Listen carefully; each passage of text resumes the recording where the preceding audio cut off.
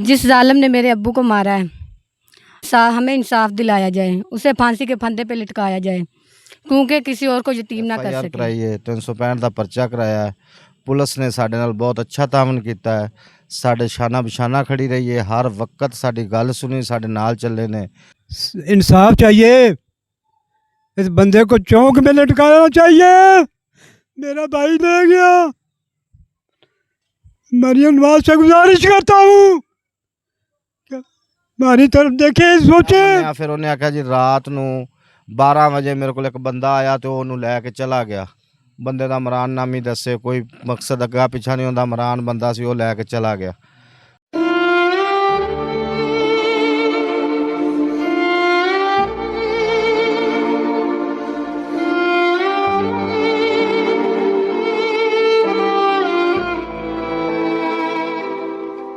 जी नाज़रीन, team voice of Punjab के साथ मैं हूं हाफिज़ खालिद और आज team voice of Punjab Arif आला का एक करीबी इलाका अड्डा त्रिखनी से मुंसलिक 82 भी गाँव है और यहाँ पर चंद रोज़ कबल एक डेड बॉडी जो है ना वो कमाद की फसल से मिली है। ये एक अंधा कत्ल था। ये कत्ल कैसे हुआ, इसकी लाश कैसे मिली है, क्या वरसा को इसके अंदर इंसाफ मिल पाएगा, मामला क्या था, ये जानने के लिए टीम वॉइस ऑफ पंजाब आज उस घर के अंदर मौजूद है जहाँ पर सफ़े मातम बिछा हुआ है। उनके कज़न हमारे साथ मौजूद है, इनसे डिटेल जानते हैं कि ये सारा मामला कैसे हुआ, कहाँ तक पहुँचा है।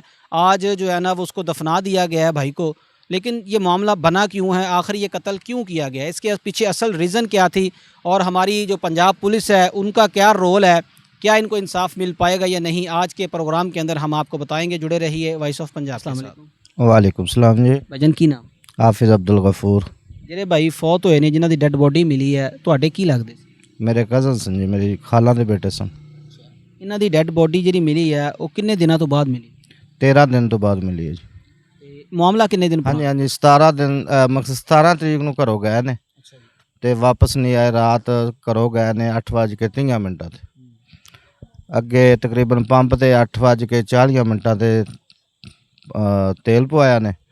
ਉਸ ਤੋਂ ਅੱਗੇ ਕੋਈ ਸਾਡੇ ਬੰਦਿਆਂ ਨੇ ਦੇਖੇ ਨੇ, ਕੋਈ ਬੰਦਿਆਂ ਦੇ ਨਾਲ ਉਹ ਜਾ ਰਹੇ ਸਨ, ਪਤਾ ਨਹੀਂ ਉਹ ਕਿਸ ਸੂਰਤ 'ਚ ਲੈ ਕੇ ਜਾ ਰਹੇ ਸਨ, ਲੇਕਿਨ ਉਹ 4-5 ਬੰਦੇ ਸਨ। ਉਹ ਕਿਹੜੇ ਦੋਸਤ ਵੇਖੇ ਨੇ, ਕੋਈ ਰਿਸ਼ਤੇਦਾਰ ਵੀ ਸਨ ਸਾਡੇ, ਉਹਨਾਂ ਨੇ ਵੇਖੇ ਨੇ ਇੱਕ ਜਗ੍ਹਾ 'ਤੇ ਗੁਜ਼ਰੇ ਜਾਂਦੇ, ਲੇਕਿਨ ਉਹ ਪਤਾ ਨਹੀਂ ਵੀ ਕਿਸ ਨੀਅਤ ਨਾਲ ਲੈ ਕੇ ਉਹਨੂੰ ਜਾ ਰਹੇ ਸਨ।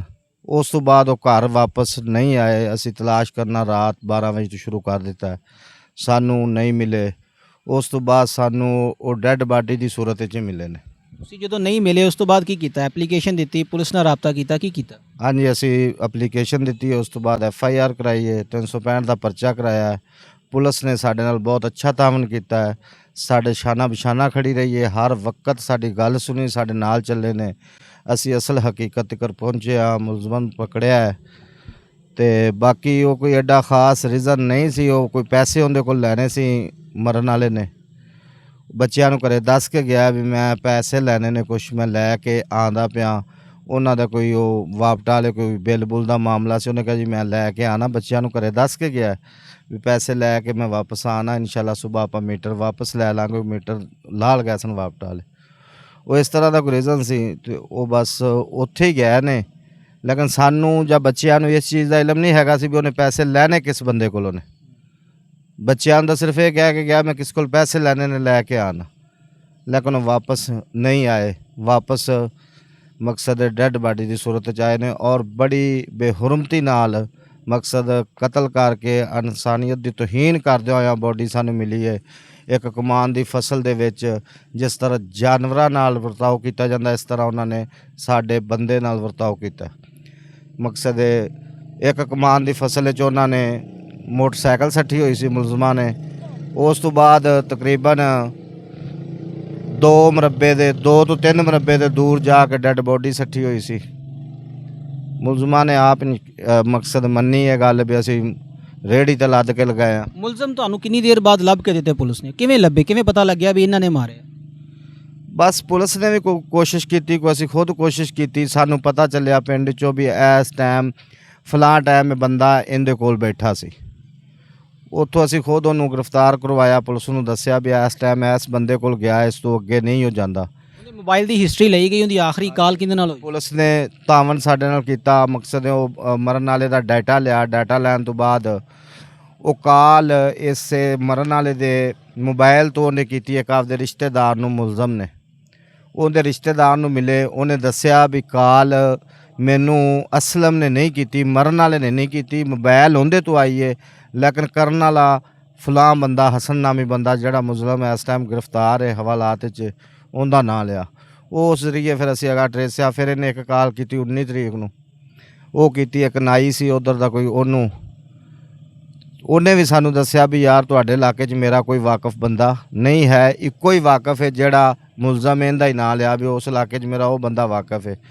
ਉਹਦਾ ਇਹਨੇ ਸਾਨੂੰ ਨੰਬਰ ਵੀ ਦਿੱਤਾ, ਉਹ ਨੰਬਰ ਦਾ ਵੀ ਡਾਟਾ ਕਢਾਇਆ ਉਹ ਇਹਦੇ ਨਾਂ ਸੀ। ਇਸੇ ਤਰ੍ਹਾਂ ਪੁਲਿਸ ਨੂੰ ਵੀ ਆਸਤਾ ਖੋਜ ਲੱਗਦਿਆਂ ਅਸੀਂ ਪਹੁੰਚ ਗਏ ਤੇ ਪੰਜਾਬ ਪੁਲਿਸ ਨੇ ਬਹੁਤ ਅੱਛਾ ਸਾਡੇ ਨਾਲ ਤਾਮਨ ਕੀਤਾ। ਮਕਸਦ ਡੈੱਡ ਬੋਡੀ ਤਾਂ ਸਾਨੂੰ ਲੇਟ ਮਿਲੀ ਹੈ, ਜਿਸ ਤਰ੍ਹਾਂ ਉਹ ਮੰਨਿਆ, ਜਿਸ ਤਰ੍ਹਾਂ ਉਹਨੇ ਦੱਸਿਆ। ਨਹੀਂ ਮੰਨਿਆ ਉਹਨੇ, ਕਿੰਨੇ ਦਿਨ ਤੁਹਾਨੂੰ ਕਿਤੇ ਪੰਜਾਬ ਪੁਲਿਸ ਨੂੰ ਖਪਾਇਆ, ਕਿੱਥੇ ਲੈ ਕੇ ਗਿਆ? 3 ਤੋਂ 4 ਦਿਨ ਤਾਂ ਉਹਨੇ ਕੋਈ ਚੀਜ਼ ਹੀ ਨਹੀਂ ਨਾ ਮੰਨੀ, ਕਹਿੰਦਾ ਸੀ ਮੈਨੂੰ ਪਤਾ ਹੀ ਨਹੀਂ। ਮੇਰੇ ਕੋਲ ਪਹਿਲੇ ਤੋਂ ਉਹਦੀ ਇੱਕੋ ਹੀ ਗੱਲ ਸੀ ਵੀ ਮੇਰੇ ਕੋਲ ਆਇਆ ਹੀ ਨਹੀਂ, ਇਹ ਚੀਜ਼ ਹੀ ਨਹੀਂ ਮੰਨਦਾ ਸੀ। ਫਿਰ ਆਇਆ, ਮੰਨਿਆ। ਫਿਰ ਉਹਨੇ ਆਖਿਆ ਜੀ ਰਾਤ ਨੂੰ 12 ਵਜੇ ਮੇਰੇ ਕੋਲ ਇੱਕ ਬੰਦਾ ਆਇਆ ਤੇ ਉਹਨੂੰ ਲੈ ਕੇ ਚਲਾ ਗਿਆ। ਬੰਦੇ ਦਾ ਇਮਰਾਨ ਨਾਮੀ ਦੱਸੇ, ਕੋਈ ਮਕਸਦ ਅੱਗਾ ਪਿੱਛਾ ਨਹੀਂ ਹੁੰਦਾ, ਇਮਰਾਨ ਬੰਦਾ ਸੀ, ਉਹ ਲੈ ਕੇ ਚਲਾ ਗਿਆ। ਫਿਰ ਆਸਤਾ 5 ਦਿਨ ਬਾਅਦ, ਮੇਰਾ ਖਿਆਲ ਹੈ 4 ਤੋਂ 5 ਦਿਨ ਬਾਅਦ ਉਹ ਕਿਸੇ ਗੱਲ ਤੇ ਆਇਆ, ਉਹਨੇ ਮੰਨਿਆ। ਫਿਰ ਉਹਨੇ ਸਾਨੂੰ ਇਸ ਤਰ੍ਹਾਂ ਖਪਾਇਆ, ਕਹਿੰਦਾ ਵੀ ਨਹਿਰ 'ਚ ਡੈੱਡ ਬੋਡੀ ਹੈ, ਨਹਿਰ 'ਚ ਮੋਟਰਸਾਈਕਲ ਹੈ। ਅਸੀਂ ਨਹਿਰ 'ਚ ਮਕਸਦ ਪੰਜਾਬ ਪੁਲਿਸ ਨੇ ਸਾਡੀ ਮਦਦ ਕਰਦਿਆਂ ਹੋਇਆਂ ਉਹਨਾਂ ਰੈਕਸੀ ਵਾਲਿਆਂ ਨੂੰ ਬੁਲਾਇਆ। ਉੱਥੇ ਅਸੀਂ ਬੜਾ ਦਿਹਾੜੀ ਪੂਰਾ ਖਪੇ, ਰਾਤ ਨੂੰ ਵੀ ਖਪਦੇ ਰਹੇ, ਸਾਡੇ ਆਪ ਦੇ ਜਵਾਨ ਵੀ ਖਪਦੇ ਰਹੇ, ਲੇਕਿਨ ਉੱਥੋਂ ਨਹੀਂ ਮਿਲੀ। ਉਸ ਤੋਂ ਬਾਅਦ ਫਿਰ ਉਹਨੇ ਪੁਲਿਸ ਨੂੰ ਸਾਈਡ ਕਰਕੇ ਦੱਸਿਆ ਵੀ ਫਲਾਂ ਜਗ੍ਹਾ ਤੇ ਮੋਟਰਸਾਈਕਲ ਹੈ। ਮੋਟਰਸਾਈਕਲ ਦੱਸਣ ਤੋਂ ਬਾਅਦ ਫਿਰ ਡੈੱਡ ਬੋਡੀ ਨਹੀਂ ਦੱਸੀ। ਫਿਰ ਕਾਫੀ ਦੇਰ ਪੰਜਾਬ ਪੁਲਿਸ ਦੇ ਜਵਾਨ ਖਪਦੇ ਰਹੇ, ਬੈਸੋ ਬਵਾਸ ਉਹਦੇ ਨਾਲ ਕਰਦੇ ਰਹੇ। ਕੋਈ 2 ਘੰਟੇ ਬਾਅਦ ਫਿਰ ਉਹਨੇ ਸਾਨੂੰ ਡੈੱਡ ਬੋਡੀ ਦੱਸੀ ਵੀ ਫਲਾਂ ਜਗ੍ਹਾ ਤੇ ਡੈੱਡ ਬੋਡੀ ਮੈਂ ਤੁਹਾਨੂੰ ਲੈ ਚੱਲਣਾ।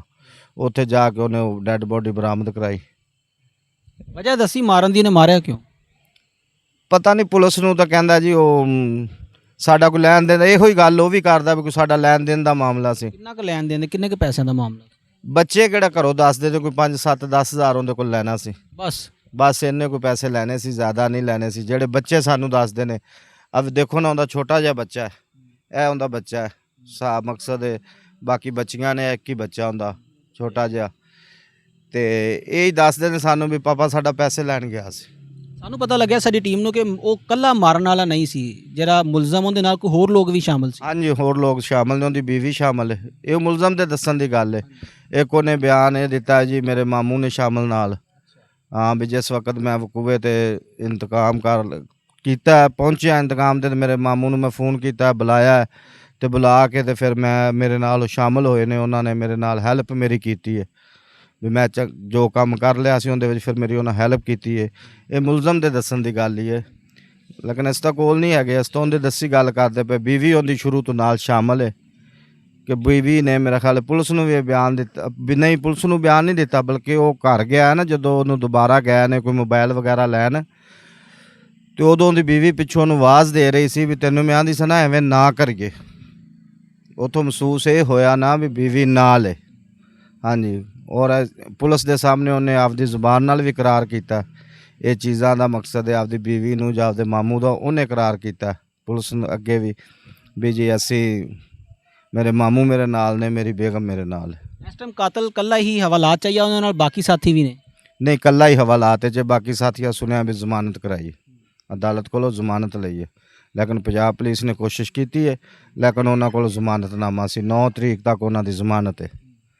ਇਹਨਾਂ ਬੱਚਿਆਂ ਨੂੰ ਬਾਪ ਨਹੀਂ ਮਿਲੇਗਾ, ਤੁਹਾਨੂੰ ਭਾਈ ਨਹੀਂ ਮਿਲੇਗਾ, ਗੌਰਮੈਂਟ ਤੋਂ ਕੀ ਮੁਤਾਲਬਾ ਹੈ? ਤੁਸੀਂ ਉਸ ਮੁਲਜ਼ਮ ਨੂੰ ਕੈਫਰੇ ਕਰਦਾਰ ਤੱਕ ਪਹੁੰਚਾਉਣਾ ਚਾਹੁੰਦੇ? ਹਾਂਜੀ, ਉਹ ਮੁਲਜ਼ਮ ਵਾਕਿਆ ਹੀ ਜ਼ਾਲਮ ਹੈ। ਉਹਦੇ ਪਹਿਲੇ ਵੀ ਮਕਸਦ ਗਾਉਂ ਦੇ ਵਿੱਚ ਚੋਰੀਆਂ, ਗੰਦੇ ਕਿਰਦਾਰ ਉਹਦੇ ਕਾਫੀ ਨੇ, ਨਸ਼ਾ ਵੀ ਕਰਦਾ ਸੀ, ਗੰਦੇ ਕਿਰਦਾਰ ਵੀ ਸੀ, ਲੇਕਿਨ ਸਾਡੇ ਬੱਚਿਆਂ ਦਾ ਗੁਨਾਹ ਕੋਈ ਨਹੀਂ ਸੀ।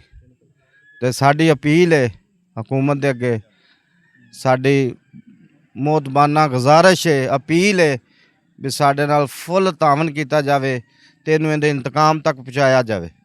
ਜੋ ਇਹਦਾ ਬਣਦਾ ਹੈ ਨਾ, ਇਹਨੂੰ ਫਾਂਸੀ ਦੇ ਫੰਦੇ ਤੇ ਲਟਕਾਇਆ ਜਾਵੇ। ਇਹਨੇ ਇਹਨਾਂ ਛੋਟੇ ਛੋਟੇ ਬੱਚਿਆਂ ਦਾ ਬਾਪ ਖੋਹ ਲਿਆ, ਛੋਟੀਆਂ ਛੋਟੀਆਂ ਬੱਚੀਆਂ ਨੇ। ਇਹਨਾਂ ਦੀ ਵਾਲਦਾ ਪਹਿਲੇ ਫੌਤ ਹੋਈ ਸੀ, ਵਾਲਦਾ ਇਹਨਾਂ ਦੀ ਪਹਿਲੇ ਨਹੀਂ ਹੈ ਸੀ, ਬਾਪ ਦਾ ਸਾਇਆ ਸੀ, ਬਾਪ ਆਪਣੇ ਬੱਚਿਆਂ ਨੂੰ ਲੈ ਕੇ ਬੈਠਾ ਸੀ, ਉਹ ਇਸ ਜ਼ਾਲਮ ਨੇ ਖੋਹ ਲਿਆ।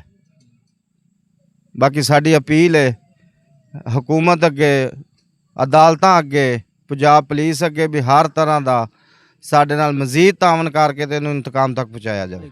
वालेकुम अस्सलाम। बेटा क्या नाम? फ़ायज़ा शहज़ादी। कौन सी क्लास में? स्कूल नहीं जाती, 5 की हैं।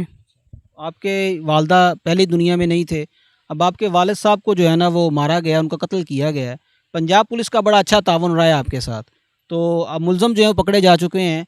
गवर्नमेंट ऑफ पंजाब से क्या आपकी अपील है, दरख्वास्त है, और हमारी अदालतों से क्या आपकी रिक्वेस्ट है? आप 4 बहन भाई, 5 बहन भाइयों का वालिद जो है वो इस दुनिया में नहीं है। मेरी ये अपील है कि जिस जालिम ने मेरे अब्बू को मारा है उसमें इंसाफ दिलाया जाए, उसे फांसी के फंदे पे लटकाया जाए, क्योंकि किसी और को यतीम ना कर सके। हमारी यही अपील है। अस्सलाम वालेकुम। वालेकुम सलाम। बुजुर्गो की नाम है? मुबारक अली साहब। ਜਿਹੜਾ ਭਾਈ ਫੌਤ ਹੋ ਗਏ ਤੁਹਾਡੇ ਕੀ ਲੱਗਦੇ ਸੀ?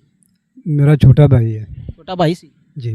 ਤੇ ਬੜਾ ਅਫਸੋਸ ਹੋਇਆ ਹੈ, ਨਹਾਇਤ ਅਫਸੋਸਨਾਕ ਵਾਕਿਆ ਵਾ ਕਿ ਇਹਨਾਂ ਬੱਚਿਆਂ ਦਾ ਬਾਪ ਵਾਪਸ ਨਹੀਂ ਆਏਗਾ। ਪੰਜਾਬ ਪੁਲਿਸ ਦਾ ਤੁਹਾਡੇ ਨਾਲ ਬੜਾ ਅੱਛਾ ਤਾਵਨ ਰਿਹਾ, ਗਵਰਨਮੈਂਟ ਤੋਂ ਕੀ ਮੁਤਾਲਬਾ ਹੈ ਤੁਹਾਡਾ?